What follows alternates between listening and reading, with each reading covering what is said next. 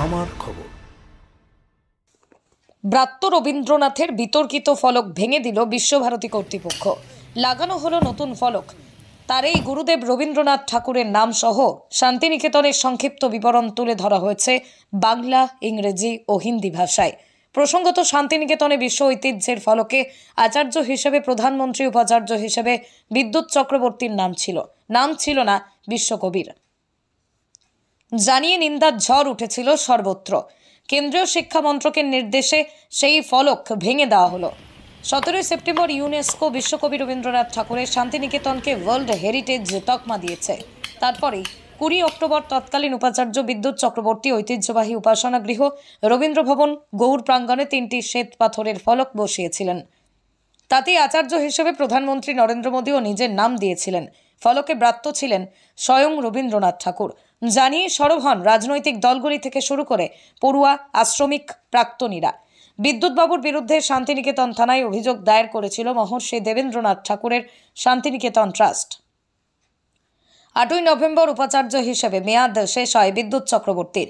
নতুন উপাচার্য হন সঞ্জয় কুমার মল্লিক। একাধিক অভিযোগের ভিত্তিতে কেন্দ্রীয় শিক্ষামন্ত্রক বিতর্কিত ফলক সরিয়ে দেওয়ায় নির্দেশ দিয়েছিল। সেই মতোই এদিন রাতে ভেঙে দেওয়া হলো শান্তিনিকেতনের বিতর্কিত ফলক। বসানো হলো নতুন ফলক। তাতে লেখা রয়েছে, প্রাকৃতিক ঐতিহ্য বিশ্বের সাংস্কৃতিক ও প্রাকৃতিক ঐতিহ্য সংরক্ষণার্থে শান্তিনিকেতন বিশ্ব ঐতিহ্যে সারণীতে অন্তর্ভুক্ত হয়েছে।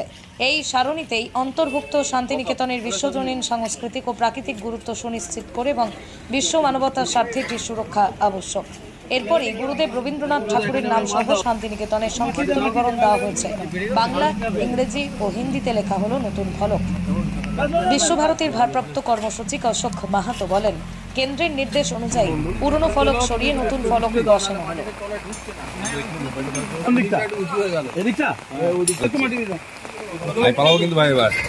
বসানো হলো। হ্যাঁ, নতুন পুরোনোটা কি রয়েছে না সরিয়ে ফেলা হলো? ওটা খুলে ফেলা হয়েছে।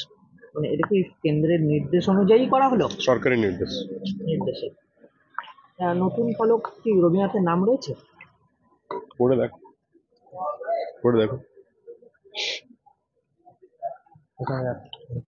আজকে আমাদের কাছে খুব আনন্দের ও গর্বের দিন।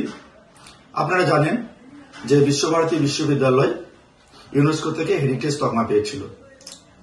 তো সেই হেরিটেজ তকমা তৎকালীন উপাচার্য বিদ্যুৎ চক্রবর্তী তার নিজের নামে এবং প্রধানমন্ত্রী নরেন্দ্র মোদীর নামে কৃতিত্ব নেওয়ার জন্য একটা ফলক বসিয়েছিলেন। তো সেই ফলকে গুরুদেব রবীন্দ্রনাথকে প্রাপ্ত রেখেছিলেন।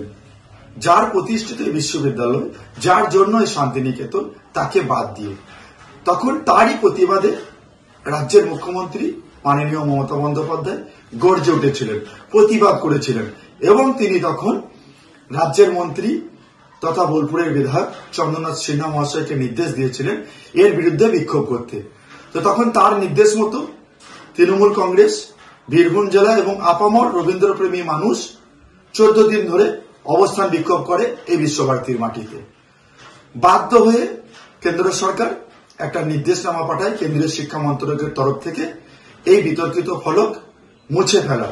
তো আজকে কিছুক্ষণ আগে এই বিতর্কিত ফলক বিশ্বভারতী মুছে ফেলেছে।